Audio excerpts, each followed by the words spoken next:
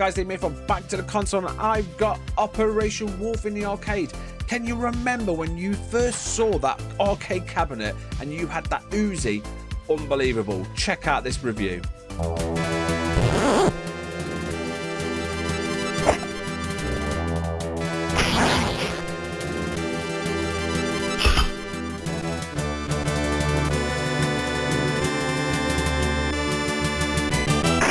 Operation Wolf. Back in the late 80s, before first-person shooters became all about online multiplayer and battle passes, there was Operation Wolf. You'd walk into the arcade, spot the machine with the gigantic plastic Uzi bolted to the front, and instantly feel like the star of your own top action film. Whether you were any good at it was another matter entirely. The story is gloriously simple. A group of hostages had been captured by an enemy army, and naturally the government sends one bloke with an Uzi. No squad, no backup, no air support. Just you against what appears to be the entire enemy military. Budget cuts must have hit hard. The gameplay is pure arcade action. Enemies pop up from every direction, helicopters swoop overhead, tanks roll onto the battlefield, and before long your finger is glued to the trigger. The only downside is that every now and then a hostage runs across the screen, and if you're firing like a maniac, which you almost certainly are, you'll accidentally rescue them by, well, not rescuing them at all.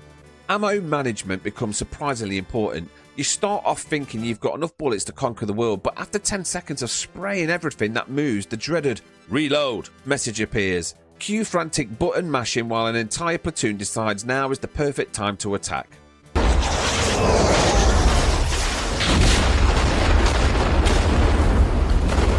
The bosses are wonderfully over the top.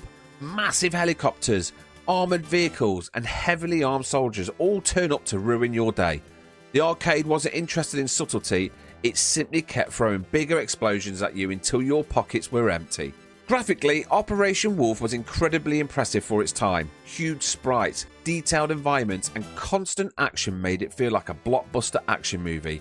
Sure, by today's standards it looks a little dated, but back then it was impossible to walk past the cabinet without wanting to go. Yeah, boy. Of course, the real star of the show was the light gun itself.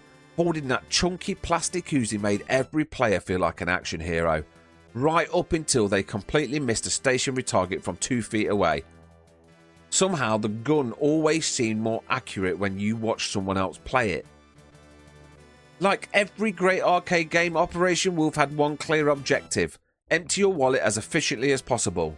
Just when you thought you were making progress, another wave of enemies would appear, your last life would disappear, and you'll be reaching into your pocket for yet another coin. The machine always seemed to know exactly how much change you had left. Despite its simplicity, there's something timeless about Operation Wolf. The action is immediate, the controls are satisfying, and every level keeps the pressure on from start to finish. It's one of those games that's easy to understand but incredibly difficult to master. So does Operation Wolf still deserve its place as one of the greatest arcade light gun games ever made? Absolutely. Hell yeah! It's loud, explosive, addictive, and captures everything that made arcade gaming so special. It may not have deep storytelling or cinematic cutscenes, but when you're blasting helicopters with a plastic Uzi while trying not to shoot people you're supposed to save, who needs them? Now just don't be surprised if your trigger finger starts aching and your wallet starts to feel a little lighter. Operation Wolf blows the hell out of all the light gun games.